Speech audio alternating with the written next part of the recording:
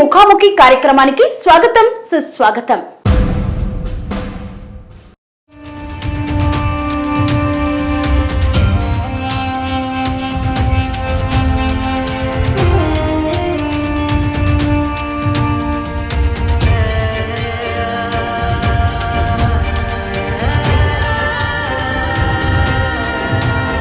మాజీ సిబిఐ ఆఫీసర్గా జేడి లక్ష్మీనారాయణ నీతి నిజాయితీ పరుడుగా అందరికీ సుపరిచితమే.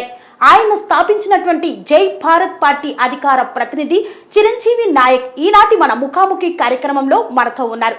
సార్ నమస్కారం అండి. నమస్తే అండి అండ్ జై భారత్. ఓకే, ఆంధ్రప్రదేశ్లో ఇప్పుడు అసెంబ్లీ మరియు పార్లమెంట్ ఎన్నికలు సమీపిస్తున్న వేళ రాజకీయ పార్టీలు హోరెత్తిస్తున్నాయి. ఈ నేపథ్యంలో ఉన్న పార్టీలను కాదని కొత్త పార్టీ ద్వారా ప్రజలకు న్యాయం చేస్తామని జై భారత్ పార్టీని స్థాపించారు. మరి ఈ యొక్క పార్టీ ప్రజల్లోకి ఏ విధంగా వెళ్తోంది, అసలు వీరి యొక్క మేనిఫెస్టో ఎలా ఉంది అనే అంశాలను ఇప్పుడు చిరంజీవి నాయక్ గారిని అడిగి తెలుసుకుందాం. సార్ నమస్తే అండి. ఆంధ్రప్రదేశ్లో ప్రస్తుతం పార్టీల పరిస్థితి ఎలా ఉంది రాజకీయంగా? అంటే ఇప్పుడు ఆంధ్రప్రదేశ్ 2014లో ఆంధ్రప్రదేశ్ తెలంగాణగా విడిపోయిందండి. విడిపోయిన ఆంధ్రప్రదేశ్కి ఏంటంటే పునర్నిర్మాణం జరగాల్సి ఉండే యాక్చువల్గా. అంటే ఒక రాజధాని లేదు, ఇండస్ట్రియల్ పరంగా ప్రజెన్స్ లేదు, ఇన్ఫ్రాస్ట్రక్చర్ బ్యాక్వర్డ్ స్టేట్. ఆంధ్రప్రదేశ్ ఏర్పడే నాటికి Andhra Pradesh it was a revenue deficit state అనమాట 2014కి. సో వీటన్నింటిని మైండ్లో పెట్టుకొని యాక్చువల్గా ఆంధ్రప్రదేశ్ అనేది యాక్చువల్గా రీకన్స్ట్రక్షన్ అవ్వాల్సిన స్టేట్, పునర్నిర్మాణం జరగాల్సింది. సో గత 10 సంవత్సరాల్లో 2014 నుంచి 19 వరకు ఉన్న టీడీపీ గవర్నమెంట్ కానీ, కొన్ని రోజులు బీజేపీతో సేల్ అయిన ఎన్డీఏ గవర్నమెంట్ కానీ, 19 నుంచి ఈ రోజు వరకు వైసీపీ గవర్నమెంట్ కానీ, సో ఆంధ్రప్రదేశ్ని పునర్నిర్మించే ప్రయత్నం చేసినట్లయితే ఎక్కడ కనపడదా. అండ్ ఆంధ్రప్రదేశ్కి పొలిటికల్గా యాజ్ వెల్ యాజ్గా డెవలప్మెంటల్గా యాజ్ వెల్ యాజ్ ఆంధ్రప్రదేశ్ని సస్టైనబుల్ మేనర్లో ముందుకు తీసుకెళ్లే దాంట్లో ఈ పార్టీలన్నీ లీడర్షిప్ వ్యాక్యూమ్ని పొలిటికల్గా డెవలప్మెంటల్గా ఒక వ్యాక్యూమ్ని క్రియేట్ చేశాయి. సో ఆ వ్యాక్యూమ్ని క్రియేట్ చేసేదానికి అండ్ ఆంధ్రప్రదేశ్ పునర్నిర్మించేదానికి ప్రయత్నంలో భాగంగా జై భారత్ నేషనల్ పార్టీ పుట్టుకొచ్చిందండి. ఓకే,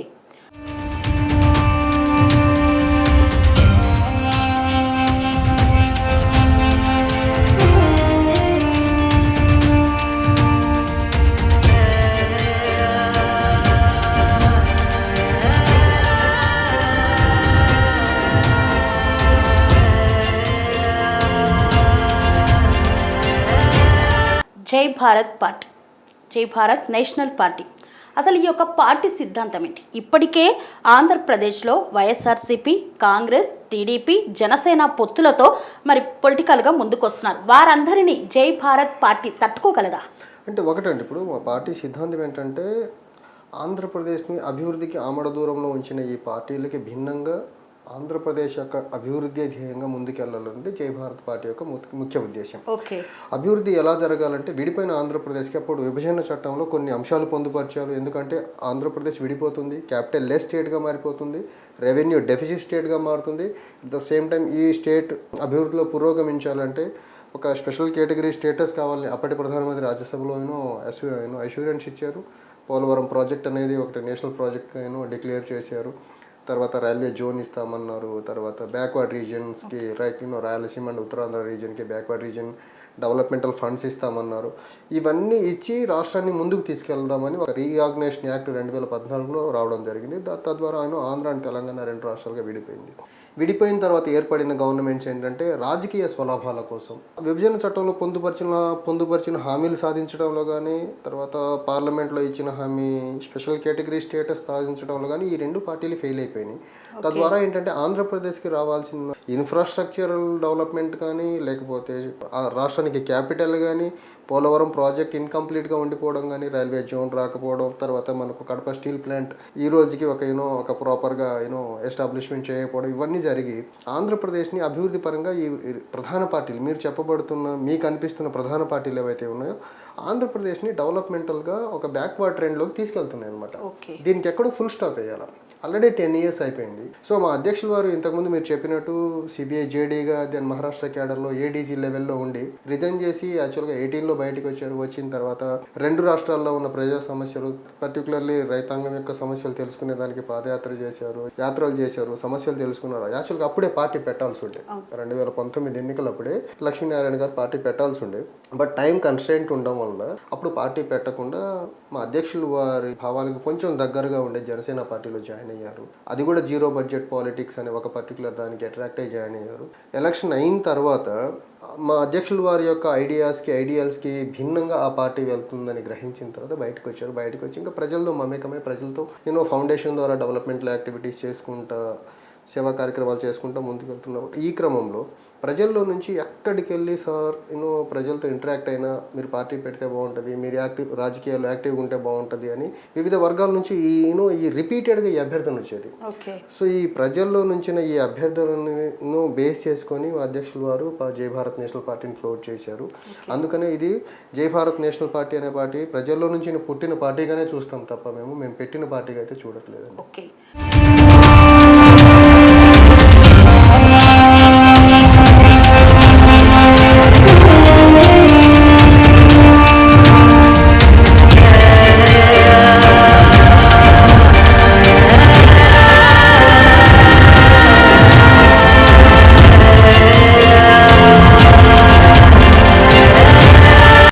ప్రజల్లో నుండి ఈ పార్టీ పుట్టుకొచ్చింది. ఆంధ్రప్రదేశ్ వెనుకబడినటువంటి ఆంధ్రప్రదేశ్ని అభివృద్ధి పదంలో ముందుకు నడిపేందుకు వచ్చింది అంటున్నారు.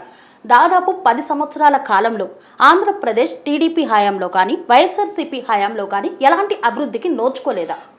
అంటే డెవలప్మెంట్ అంటే జరగలేదంటే ఒక ఎగ్జాంపుల్ చెప్తానండి. ఇప్పుడు 2014 నుంచి 19 మధ్యలో ఉన్న పీరియడ్లో ఆ 5 yearsలో ఎన్డీఏలో యాక్చువల్గా డైరెక్ట్ పార్ట్నర్స్గా TDP as well as BJP ఉండేవి. ఆ పార్టీని సపోర్ట్ చేసిన జనసేన పార్టీ ఒకటి ఉండేది బయట నుంచి. సో క్యాపిటల్ అన్నారు, అన్ని టెంపరీ బిల్డింగ్స్ కట్టి వదిలేశారు. పోలవరం అన్నారు, పోలవరం విషయంలోకి వచ్చేసరికి అది అక్కడికక్కడే ఆగిపోయింది, ఇంకా ముందుకెళ్ళలేదు. 5 years 10 yearsలో 50% ఆఫ్ ద ప్రాజెక్ట్ కూడా ఫినిష్ చేయలేకపోయారు.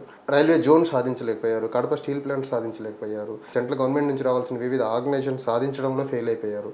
సో అది కంప్లీట్గా 5 yearsలో ఫెయిల్యూర్. ఏది ఒక్క అంశం కూడా విభజన చట్టంలో పొందుపరిచిన అంశం కానీ లేకపోతే వీళ్ళు కొత్తగా టేకప్ చేసిన ప్రాజెక్ట్స్ కానీ ఒక్కటి కూడా ఫినిష్ అవ్వలేదు. సో ఆ 5 years అలా ఫెయిల్యూర్ అయింది.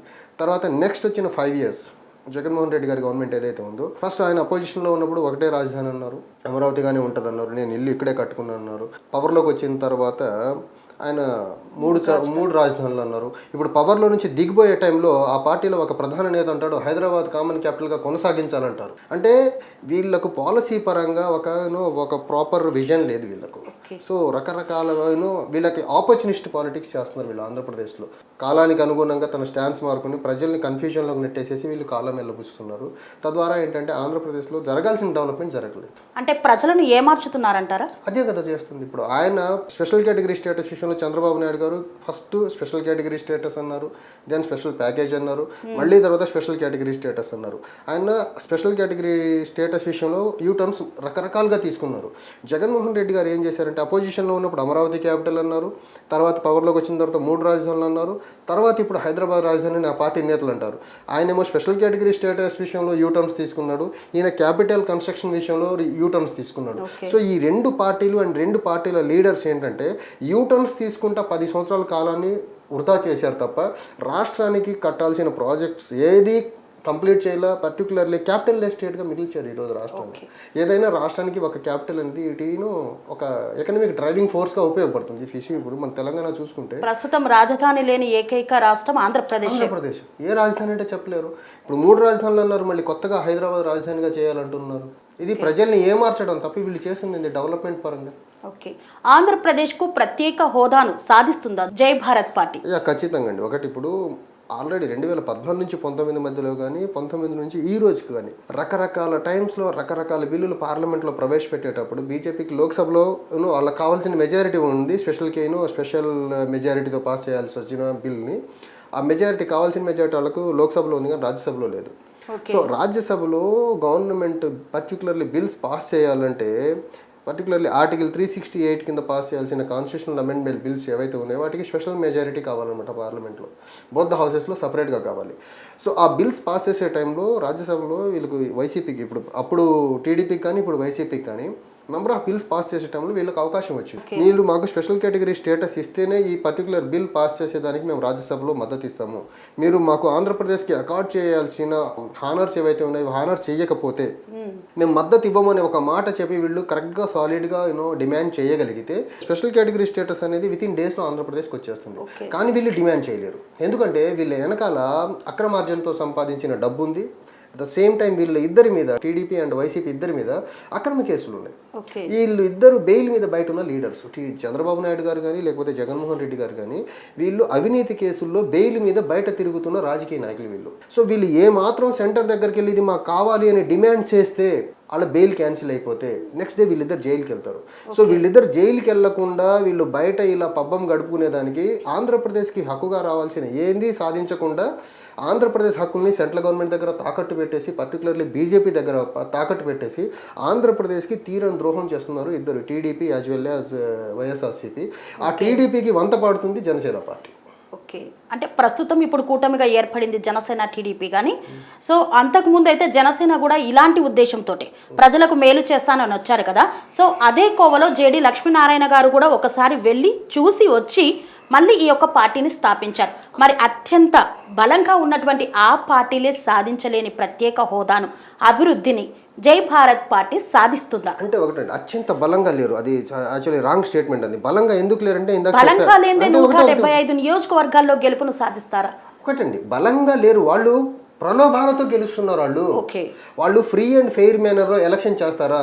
కులాన్ని వాడి, మతాన్ని వాడి, మద్యాన్ని వాడి, డబ్బు వాడి, ఇవి కాకుండా వేరే రకాల ప్రలోభాలు లీడర్స్, స్థానిక స్థాయిలో ఉండే లీడర్స్ అందరినీ వేలంపాటలో కొనేస్తున్నారు కదా వీళ్ళు.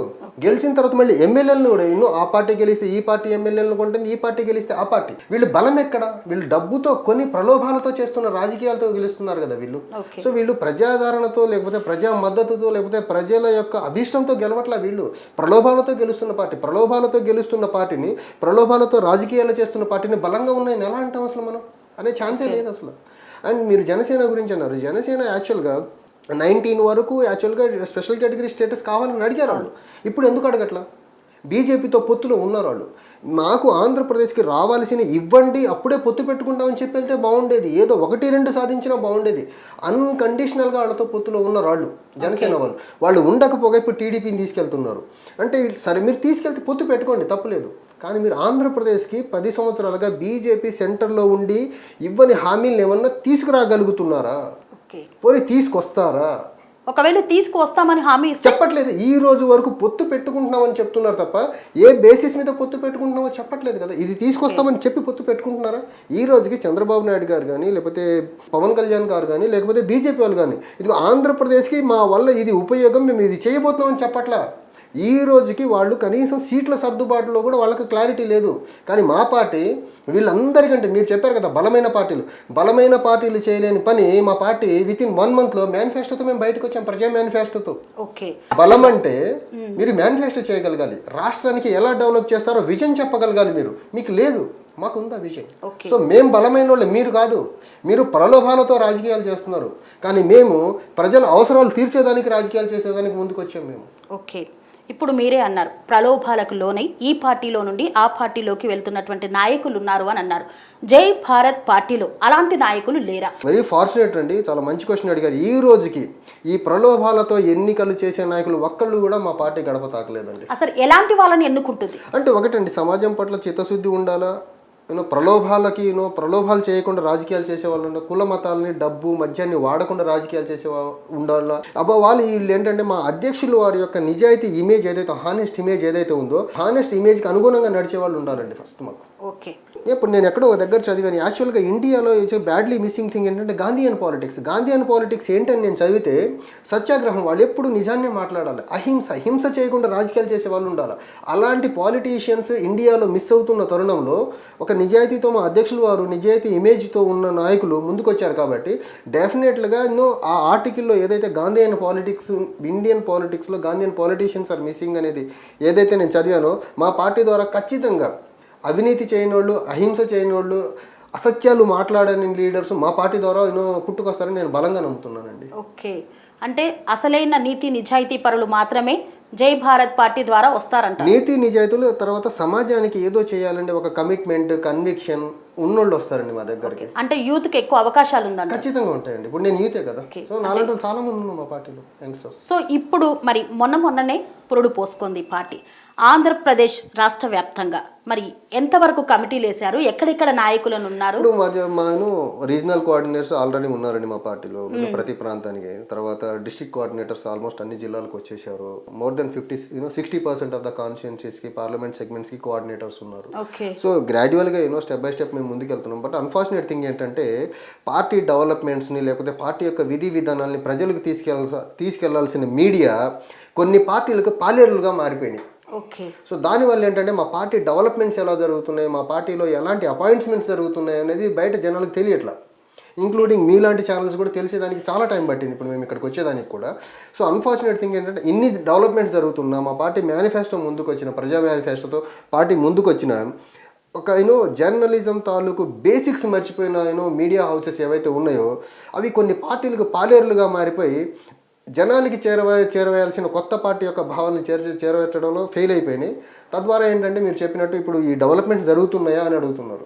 నిజంగా మీడియా కానీ తన పని తను చేసి ఉంటే మా పార్టీ ఏ స్థాయిలో ఉండేదో అవన్నీ జనాలకు తెలిసేది యాక్చువల్గా. ఓకే, సో ఇంతవరకు మీడియా తెలుసుకోలేదు అంటున్నారు. ఈ రోజు మీరు మీడియా ముందు కూర్చున్నారు కదా, తెలుసుకోలేదు అన్నట్ల కొన్ని మీడియాస్ డెలిబరేట్గా అవాయిడ్ చేస్తున్నాయి మా పార్టీని. మా పార్టీ వల్ల వాళ్ళు ఏ పార్టీకి అయితే వాళ్ళు పాలేరుతనం చేస్తున్నారో ఆ పార్టీలకు మా వాళ్ళు ఇబ్బంది అవుద్దని చూపించడంలో వాళ్ళు వెనకడుగు చేస్తున్నారు. మా వల్ల వాళ్ళకి డ్యామేజ్ జరుగుతుందని క్లియర్గా తెలుసు కాబట్టి వాళ్ళు ఆ పార్టీలకు పాలేరులుగా పనిచేస్తున్నారు. మీడియా వాళ్ళు జర్నలిజం చేయట్లా. కొన్ని మీడియా హౌసెస్ కొన్ని పార్టీలకి పాలేరుతనం చేస్తున్నాయి. ఆ పాలేరుతనం వల్ల వాళ్ళు జర్నలిజాన్ని మర్చిపోయి ఆ పాలేరుతనమే జర్నలిజం అని ఫీల్ అవుతున్నారు. ఓకే, కొన్ని పొలిటికల్ పార్టీలు సొంతంగా మీడియాని ఏర్పాటు చేసుకోవడం వల్ల జరుగుతున్నటువంటి అంశాలు అవి. కొన్ని పార్టీలు సొంతంగా చేసుకున్నాయి, కొన్ని మీడియా హౌసెస్ కొన్ని పార్టీలు కొమ్ము కాస్తున్నాయి. ఓకే, సో ఇప్పుడు జై భారత్ పార్టీలో ఎక్కడెక్కడ మీరు అసెంబ్లీకి పోటీ చేయనున్నారు? అంటే మా పార్టీలో 175 నియోజకవర్గాల్లో మా పార్టీ అన్ని నియోజకవర్గాల్లో క్యాండిడేట్స్ ఉన్నారు. అసలు చెప్పాను కదా 60% ఆఫ్ ద అసెంబ్లీస్ కి కోఆర్డినేటర్స్ ఉన్నారు ఆల్రెడీ. ఓకే, అంటే ఎలాంటి వ్యక్తులను ఎంపిక చేస్తున్నారు? అదండి ఫస్ట్ నేను చెప్పా కదా, కొంచెం సమాజం పట్ల కమిట్మెంట్, మా అధ్యక్షులు వారి యొక్క ఐడియాస్కి అనుగుణంగా నడిచేవాళ్ళు, రాష్ట్రానికి మంచి చెయ్యాలని ఒక గుడ్ ఇంటెన్షన్ ఉండేవాళ్ళు కావాలి మాకు. ఓకే, అంటే ఒక్కో సీటుకు డబ్బులు డిమాండ్ చేసేటువంటి పార్టీలు చాలా ఉన్నాయి. మా పార్టీలో ఒకటండి, మా పార్టీలో మేము ఓటుకు డబ్బు పంచము, ఓటుకు లిక్కర్ పంచము. నిజాయితీగా మా మేనిఫెస్టో, మా అభిప్రాయాలు, మా సిద్ధాంతాలు చూసి ఓటేయండి అని అడుగుతాం తప్ప ఈ so called established so called thumping mandate తో ఉన్న పార్టీలు, లేకపోతే సోకాల్డ్ ఇప్పటి వరకు రాజకీయాలు చేస్తున్నాం అనుకుని పెద్ద నాయకులుగా చలామణి అవుతున్న లేక డబ్బు ఓటుకి వేల కొద్ది డబ్బులు కానీ లీటర్ల కొద్ది మద్యం ఇచ్చి మేమైతే ఓట్లు కొనుగోలు చేయమండి. నిజాయితీగా ఓట్లు అడుగుతాము, ప్రజాస్వామ్యబద్ధంగా ఓట్లు అడుగుతాం తప్ప వీళ్ళకి ప్రలోభాలతో మాత్రం ఓట్లు అడగం. కులాన్ని మతాన్ని అడ్డం పెట్టుకుని ఓట్లు అడగం మేము.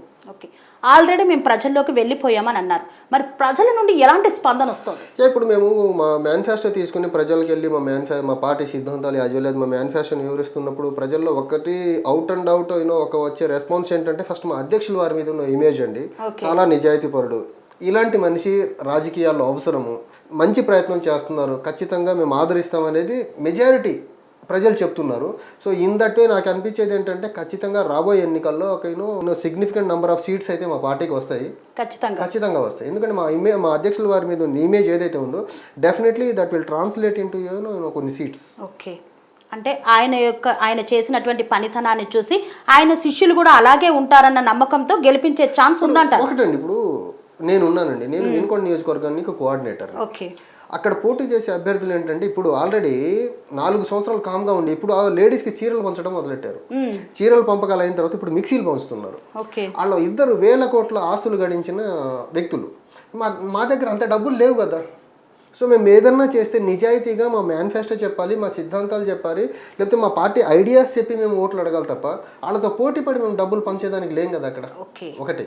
రెండోది మా పార్టీ ప్రిన్సిపలే ఓటు కొనకూడదు, ఓటు ప్రలోభాల ద్వారా ఓటు అమ్మకూడదు, ఓటు కొనకూడదు, ఓటు అమ్మకూడదు, ఓటు ప్రలోభాల ద్వారా రాకూడదు, జెన్యూన్ గా ఫీల్ అయ్యి రావాలి ఓటు అనేది. అనురాగానికి అమ్మ ఆదర్శం, ఆరోగ్యానికి Sri Sai homeo stores and clinic. అనుభవం, అర్హత, అంకిత భావం కల డాక్టర్లచే చికిత్స. అన్ని రకాల ఆరోగ్య సమస్యలకు నమ్మకమైన ఎంపిక Sri Sai homeo stores and clinic. Diabetes, కీళ్ల నొప్పులు, సయాటికా, వెన్నుముక సమస్యలు, థైరాయిడ్, నిద్రలేమి, మానసిక సమస్యలు, ఋతు సమస్యలు, అన్ని రకాల దీర్ఘకాలిక వ్యాధులకు ప్రత్యేక హోమియో వైద్యం. అందరికీ అందుబాటులో అంతర్జాతీయ హోమియో వైద్యం Sri Sai homeo stores and clinic. మీ ఆరోగ్య సమస్య ఏదైనా ఇప్పుడు పరిష్కారం సాధ్యం. సైడ్ ఎఫెక్ట్ లేని వైద్యంతో సంపూర్ణ ఆరోగ్యం కొరకు సంప్రదించండి Shri Sai homeo clinic and stores, Bhavani Nagar, Ambedkar Nagar road, old Alwal, Secunderabad. సంప్రదించాల్సిన ఫోన్ నంబర్స్ 9000751751 మరియు 9000422525.